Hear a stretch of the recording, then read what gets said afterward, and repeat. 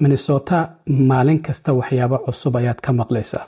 Sheekadan aan idinla wadaagayo waa sheeko laga yaabo inaad ku wareertaan, laakiin bal inta aan ka awoodo ayaan bal idin fahansiin doonaa. Waa 5 qof oo wiil Soomaaliya ku jiro oo ku eedeysan musuqmaasuq iyo ka ganacsiga haweenka jirkooda. 4 qof waxay ku eedeysan yihiin arrinta ka ganacsiga jirka haweenka iyo musuqmaasuq dhinaca Medicaid-ka. wiilka Soomaaliga dhinaca musuqmaasuqa Medicaid-ka ayuu ka soo galaya. Baaritaan muddo 5 sano socday ayaa dacwad-oogayaasha degmada Hennepin ay ku dhawaaqeen 2 maalin ee u dambeysay baaritaankooda waxyaabaha ka soo baxay. waa la soo xiray 5 qof oo wiilka Soomaaliga uu ku jiro. qaarkood damaanad ayaa lagu sii daayay oo baasaboorkii ayaa laga reebtay, maxkamad kale ayaa loo ballamiyay, kuwana weli xabsiga ayay ku jiraan oo weli damaanad laguma sii daynin. sheekadan oo laga yaabo inaad ku wareerto ayaan bal kula wadaagayaa. 2 maalmood ee lasoo dhaafay gobolka Minnesota waxaa ka soo ifbaxday sheeko la yaab leh oo dacwad-oogayaasha degmada Hennepin ay ku dhawaaqeen. waa kiis isugu jira ka ganacsiga haweenka jirkooda iyo sidoo kalena musuqmaasuq dhinaca Medicaid-ka ah oo hal koox oo wada jir ah ay sameeyeen. wiil Soomaali ah ayaa ku jira oo isagu weli aan dacwad dhinaca ka ganacsiga haweenka jirkooda aan lagu soo oogin, laakiin dhinaca musuqmaasuqa Medicaid-ka dacwada lagu soo oogay. isaga kiiskiisa waan u tagi doonaa. laakiin 4 qof oo la kala yiraahdo Frank Reeves oo ah ninkan madowga ah oo idiin muuqda iyo 3 dumarka oo la leeyahay xiriir ayuu la lahaa oo la kala yiraahdo Victoria Comonash, Catherine Thomas iyo weliba Andrea Sampson oo iyadu weliba dacwad ooge degmada Anoka County ka tirsanayd ah ayaa waxaa lagu soo oogay in muddo sanado ah haweenkan nugul inta ay raadsadaan ay guryo u kireeyaan jirkooda ay ka ganacsanayeen. ninkan madowga iyo 3 dumarka oo cadaanka ah ilaa iyo hadda inta la ogyahay 13 dumar ah ayay muddo 5 sano ah ay jirkooda ay ka ganacsanayeen inta online-ka website ay sameeyeen, xayeysiin ay u sameeyaan, guryana ay u kireeyeen. ayaa $100 qofka waxa la dhahayay addresskaas tag, markaad hawshaada dhamaysato waraaqdaasi envelope waxaad ku ridaa $100 goobtana uga tag. weliba mararka qaar waxaa la leeyahay muuqaalo ayaa laga duubayay iyadoo hablahan jirkooda laga ganacsanayo. deegaanada marka ay hawshan ka sameynayeen oo guryaha ay ka kireysteen waxaa ka mid ah Minneapolis, Bloomington, Edinburgh, St. Louisburg iyo weliba deegaanada ku hareeraysan.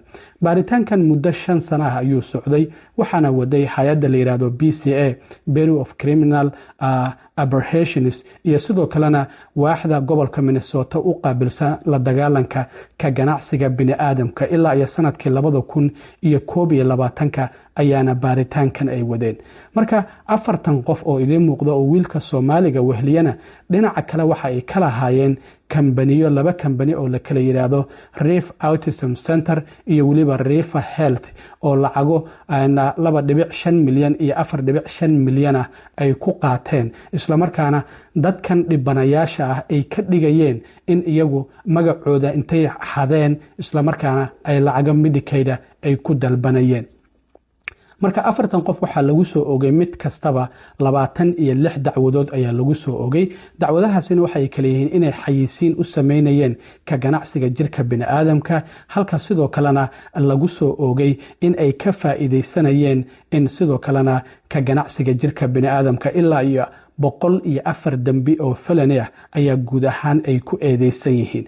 waxaa sidoo kale jirta in haweenkan jirkooda ay ka ganacsanayeen ay ahaayeen haweenkan nugul. haweenkaasi ma aysan haysan guryo ama darooga ayay qabatameen ama sidoo kale wax lacaga ma aysan haysan. haweenkaasi ayay soo wadaan, guryo ayay magacooda ku kireeyaan, markaasi kadibna kambaniyada ay leeyihiin ayaa haddana waxa ay uga dhigaan in dadkaasi lagu hayo oo magacooda intay xadaan aqoonsigooda ayay waxay Medicaid uga dalbanayeen gobolka in uu lacag ku siiyo. marka waa 2 howlood oo isku dhex jirta ayaa dadkaasi ay qabanayeen. waxaa sidoo kale jirta mid ka mid ah haweenkaasi saddexda oo la yidhaahdo Andrea Simpson inayba ahaydba qof sharciga yaqaana ilaa iyo sanadkii 2017 ay ku xigeen xeer ilaaliye ay ka ahayd maxkamadda ama xafiiska xeer ilaalinta ee Anoka County. waxaana la xiray bishii February, markaasi kadib ayaa shaqada laga ceyriyey. marka iyadoo og oo sharciga taqaana ayay howshan haddana mar kale ay faraha kula jirtay. waxaa sidoo kale jirtay in haweenka ay jirkooda ka ganacsanayeen oo magacooda la qariyey ay ahaayeen haween aada u da'yar. mid ka mid ah oo number 13 la siiyey waxayba u dhimatay darooga ay iska badisay iyadoo 21 jir ah.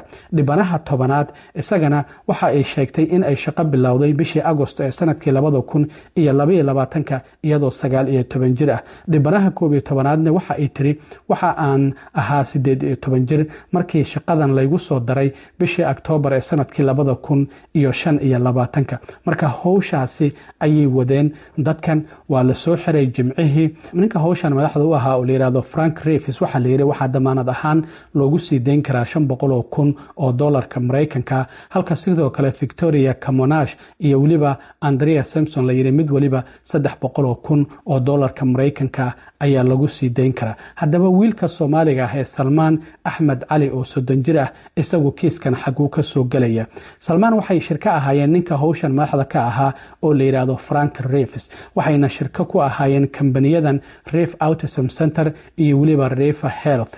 waxaana la sheegay in Salmaan oo ilaa hadda isaga kiiskan ka ganacsiga haweenka jirkooda aan lagu soo eedeyn laakiin musuqmaasuq dhinaca Medicaid-ka lagu soo eedeeyay in isaguna uu ku caawiyay arintan musuqmaasuqa dhinaca Medicaid-ka. isla markaana sidoo kalena waxaa lagu soo oogay dambiyadaasi la xiriira dhinaca musuqmaasuqa. Salmaan oo waaxda gobolka u qaabilsan adeega dadweynaha ay u aqoonsatay inuu yahay qofkii qaxootiga ah ee ugu wanaagsanaa laguna sharfay isla markaana ganacsi bilaabo ayaa howshan ku lug lahaaday. waxaana sidoo kale jirta ninka caanka ah ee maalqabeenka ah oo la yiraahdo David Olari oo Shark Tank ka mid ah dadka maalgashiyada sameeya in uuba ku maalgashtay ab uu sameeyay wiilkan Soomaaliga ah ee Salmaan Axmed Cali $1 milyan.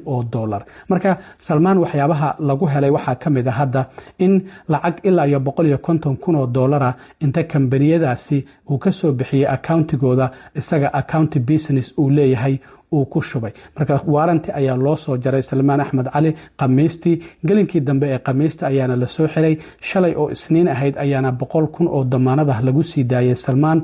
baasaboorkiina garsooruhu waxa uu ku amray in uu soo wareejiyo, waxaana lagu amray in uusan Minnesota ka bixi karin. waxaana maxkamadda dib loogu soo celinayaa 4 bisha October ee 10aad ee soo socota ayaa xilliga maxkamadda mar kale la horkeenayo ay tahay.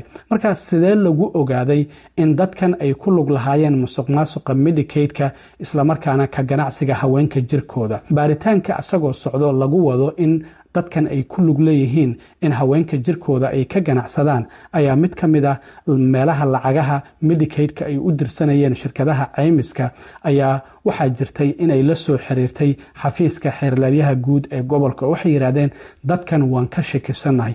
markii la eegayba waxaa la ogaaday dadkan inay yihiin dadkii uu baaritaanka dhinaca ka ganacsiga jirka haweenka uu ku socday. sidaasi ayaa labada kiis la isugu xiray isla markaana loo soo qabtay oo xabsiga loo dhigay. marka sheekadan waa sheeko la yaab leh oo gobolka Minnesota ka soo baxday labadii maalmood ee u dambeysay ilaa iyo 3 maalmood ee u dambeysay. isla markaana hadda dadka qaarkood waa ay xiran yihiin oo weli xabsi ayay ku jiraan, mana la sii daynin. halka Salmaan isaga lacag damaanada lagu sii daayay, baasaboorkiina laga reebtay oo lagu yiri kama bixi kartid gabagabi ahaanba gobolka Minnesota. marka waa tan xeeralyaha degmada Hennepin Mary Moriarty iyo sidoo kale mid ka mid ah baarayaasha hay'adda BCA-da oo ka hadlaya in baaritaanka weli uu socdo. dad kale oo dhibanayaanah laga yaabo inay jiraan, waxaana laga dalbaday inay la soo xiriiraan xafiiska xeerlaalinta ee degmada Hennepin haddii ay jiraan dad kale oo raggan xiran iyo dumarkan isugu jira ay jirkooda ay ka ganacsadeen. waxaana la sheegay in dad cusubba ay soo baxayaan oo horay ay dadkan jirkooda ay uga ganacsadeen isla markaana ay dhibaateeyeen. waa kuwan iyagoo ka hadlaya oo dhahaya dadkan waa la qasbay in jirkooda laga ganacsado isla markaana lacagahaasi ay qaataan. No one wants to be involved in a sex trafficking ring. It is something that happens to you. The 13 victims and others are victims and suffered great harm from being forced to be in the sex trafficking ring. This represents a culmination of a multi-year investigation into these defendants that is continuing to be active and ongoing to continue to uncover additional criminal activity potentially of the work that they've done. aad iyo aad u mahadsantiin asxaabta intaan mar kale kulmi doono